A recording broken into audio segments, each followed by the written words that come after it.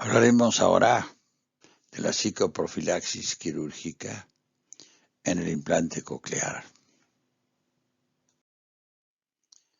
La psicoprofilaxis tiene como objetivo disminuir la ansiedad y las angustias de lo que implica la cirugía. Más que la cirugía, diría yo, la futura evolución, el resultado, la sensación, qué es lo que el paciente en realidad notará con ese nuevo sistema, si estamos hablando de chicos prelinguales, por ejemplo. Y están provocadas por la vivencia del acto quirúrgico, como decíamos, y como en realidad implica un ataque a la integridad de un esquema corporal, modificándolo realmente y en forma muy importante. Y evita entonces la psicoprofilaxis, el tratamiento, la evaluación, evitaría la aparición de síntomas patogénicos. La cirugía es en realidad un hecho movilizador. Vuelvo a insistir, yo creo, porque lo he preguntado a muchos pacientes post cirugía y post un tiempo de haber utilizado el implante coclear, qué era lo que más los motivaba, y realmente era la angustia o la incertidumbre de qué sensación iban a tener y cómo se iban a desenvolver. Entonces, ¿qué hace la psicología? Pone en realidad toda esta situación, pone en juego la capacidad emocional y psíquica del paciente. Él pone el cuerpo, el entorno familiar colabora, el médico lógicamente trata de informar lo más posible y darle la posibilidad de que pueda comprender qué actitud nueva está realmente tomando. Con respecto a la forma de abordaje en pacientes, pero ya pacientes niños, en realidad muchas veces se hace un juego diagnóstico, dramatizaciones. Por ejemplo, se los lleva al sanatorio, como veremos más adelante, y se hace un juego de todo lo que el chico va a ver. En realidad, un chico que se le explica claramente lo que se le va a hacer, realmente soportan mucho mejor y en serio, mucho mejor y muchas más veces que inclusive un adulto, porque claro, un adulto uno no le informa todo en forma detallada, generalmente le dice, y el adulto tiene la vergüenza, por así decir, de hacer un montón de preguntas. No lo son todos así, pero muchos de ellos sí lo son, y llegan a la cirugía como si ni el médico le explicó ni ellos preguntaron. Como decimos también en el caso de los chicos, mostramos fotos de otras personas en el momento de la internación, qué es lo que tienen que hacer, hacia dónde se tienen que dirigir con sus padres, y como ya dijimos, las visitas al sanatorio. Es decir, se brinda en realidad toda la información a través de todas las formas de comunicación, imágenes, textos, inclusive uno le da una especie de folleto, etcétera. Y no solamente se trabaja con el niño, se trabaja con el niño y sus padres.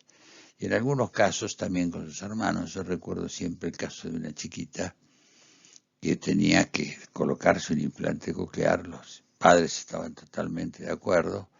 Yo le habíamos explicado absolutamente todo, pero la hermanita mayor, no quería que se implantara.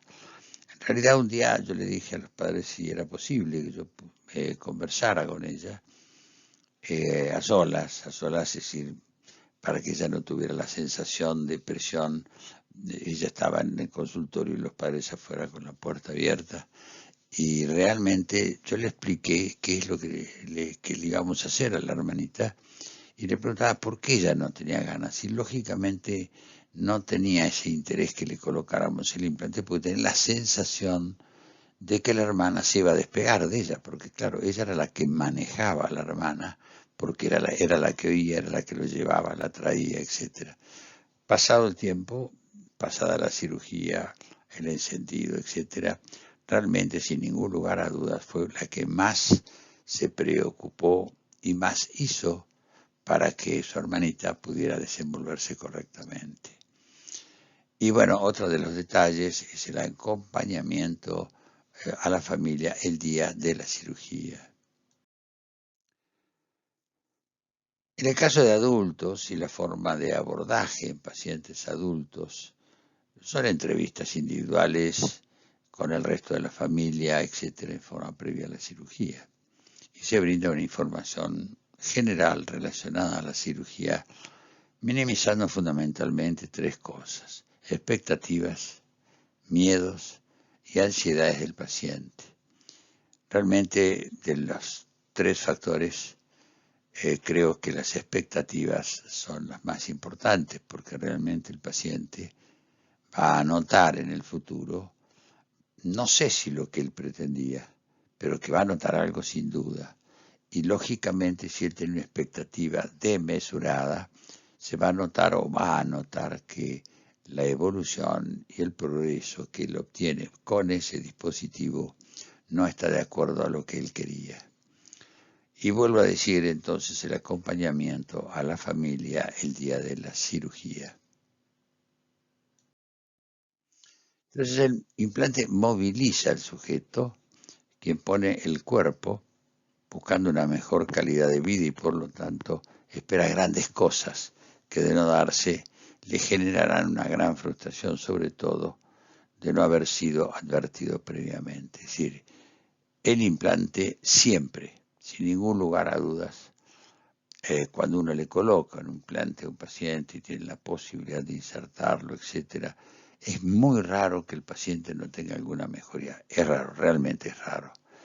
Pero una cosa es raro, notar la evolución, de tener una relativa evolución, y otro caso, más que de raro, es desagradable que el paciente no tenga la sensación que pretendía o lo que quería o lo que pensaba que iba a obtener.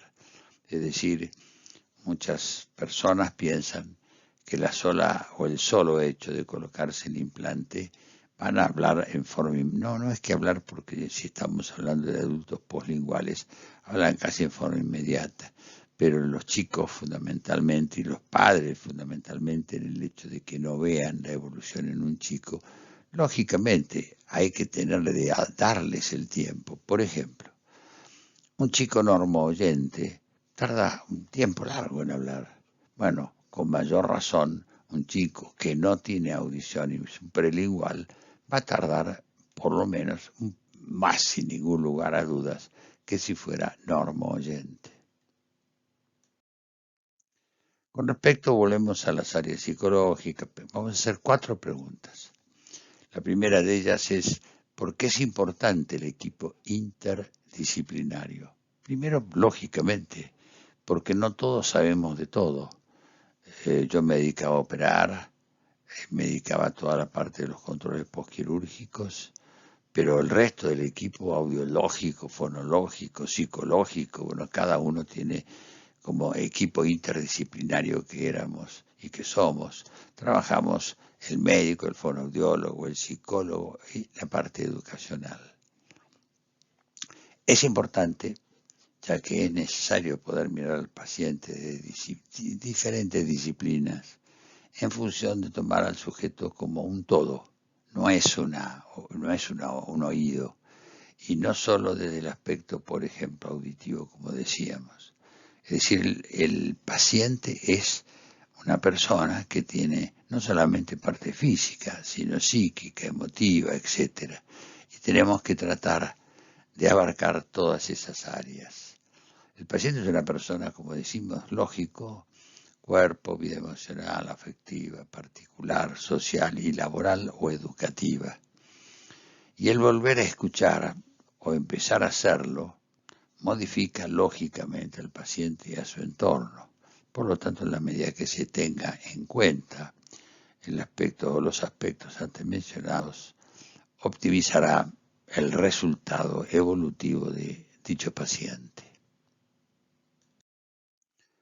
Con respecto a la pregunta 2, ¿cuáles son los aspectos a tener en cuenta desde el área psicológica en una entrevista inicial? Y vemos que los aspectos a tener en cuenta desde el área psicológica en una entrevista inicial son 2. La actitud y personalidad del paciente, su historia y contexto. La actitud y personalidad del paciente, yo te diría que uno lo ve casi en la primera consulta, cuando toda la estructura, llámele familiar, amistades, trabajo, etcétera, ronda alrededor de su patología, o él considera que da vueltas alrededor de él mismo, y lógicamente ese paciente va a tener una situación de vuelvo a las expectativas enormemente importantes y fundamentalmente muy, muy descontrolada, diría. Y el segundo aspecto, los motivos por los cuales se quiere implantar, es decir, ¿para qué se quiere implantar? ¿Por qué se quiere implantar? Realmente hay diferentes criterios, según por supuesto no solamente las edades, sino también la actitud y la actividad que desarrolla un paciente. No es seguramente lo mismo, digo así, un abogado sin saber mucho de las especialidades, el abogado con el ingeniero es más estructurado, más parco, el abogado es muy dicharachero, habla, y lógicamente tiene que tener una relación mucho más fluida y fundamentalmente mucho más importante que la otra especialidad.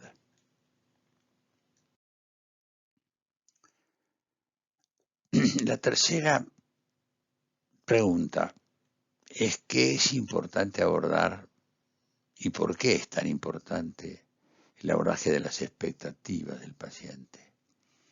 Y es importante controlar las expectativas, ya que la sensación de los resultados que va a obtener no siempre están en relación a sus pretensiones. Fíjense la cantidad de veces que hablamos de expectativas. Yo creo que es fundamental.